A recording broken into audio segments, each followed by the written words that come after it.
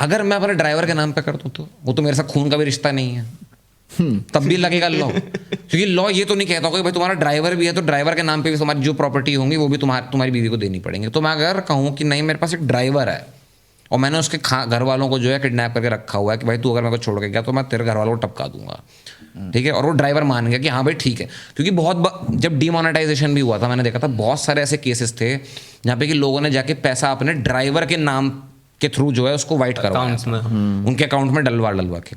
तो मान लो अगर मैं कल को अपने ड्राइवर के अकाउंट में चीज़ें डलवा देता हूँ, मेरा पैसा सारे ड्राइवर के नाम पे है, और फिर ऐसा कुछ सिचुएशन अराइज होती है, तब कोर्ट क्या कर सकता है, लॉ क्या कर सकता है उस सिचुएशन में। तो ये आप पूछना चाह रहे हैं मैट्रिमोनियल केसेस के? हाँ एग्जैक्टली, मैट्रिमोनियल। अगर डाइवोर्स हो गया और मेरा पैसा जो है मम्मी की जगह, क्योंकि आपने कहा कि नाम है, हाँ आपने कहा कि जजेस स्मार्ट हो गए हैं, वो पूरा घर पे लगाएंगे भाई, पूरा अगर लगाएंगे तो मान लो मैं ऐसा कोई घर के अंदर बंदा जो कि बाहर का बंदा बट घर का अंदर नहीं है, बाय ब्लड कनेक्टेड नहीं है मेरे से वो, तो क्या उस पर भी लग सकता है?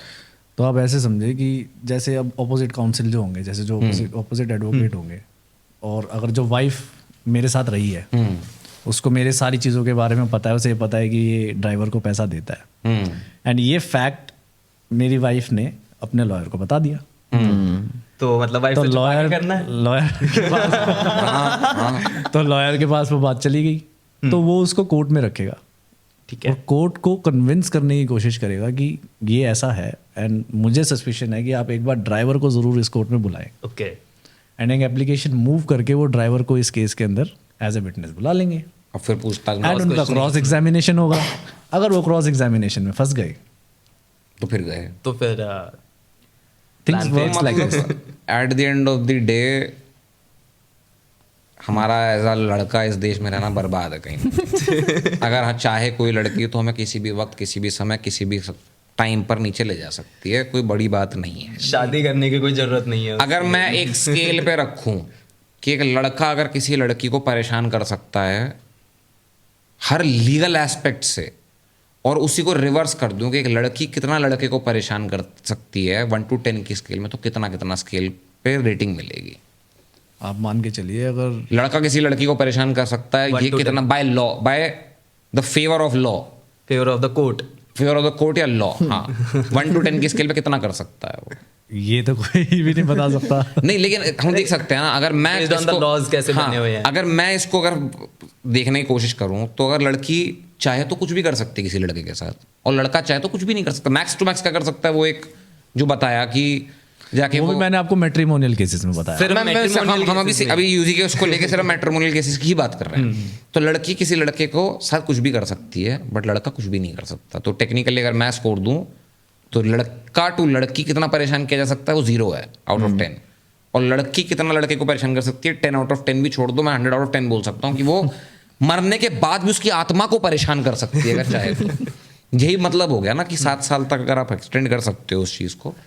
देखिए 7 साल वाला जो पॉइंट है वो उसका डाउरी का है, डाउरी दैट इज डाउरी, मतलब जिस पे अगर डाउरी केस लगाए तो वो फंस सकता है। 7 साल के अंदर अगर आपके ऊपर कोई भी डाउरी केस है तो आप, अगर उसकी डेथ हो जाती है लड़की की, या वो सुसाइड कर लेती है सपोजिंगली, तो वो मानी जाएगी कि उसकी डाउरी डेथ। और ये मैट्रिमोनियल केसेस में कितना पर होगा लगभग कि डाउरी का केस तो होता ही होता है, क्योंकि एक केस तो आजकल मैंने देखा एक केस तो लगता नहीं किसी पे। अगर किसी पे केस लग रहे हैं, ये अतुल सुभाष को ले लेते हैं, सेक्सुअल हरासमेंट भी लगा है, रेप भी लगा है, डाउरी भी लगा है, अब्यूज भी लगा है, सब लगा देते हैं एक साथ ही।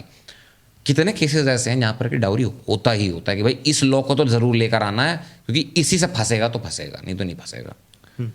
मैं मोर देन 80% केसेस में, हाँ वही चीज़ मैं आना चाह रहा हूँ। तो बात वही होगी ना कि डाउरी केसेस के अंदर भी हम कितने सारे प्रावधान को उठा के इस्तेमाल कर सकते हैं। ठीक है, कैमरा बंद पे डाल दो, बैटरी डाउन है, सेकंड वाले की शो खत्म करेंगे।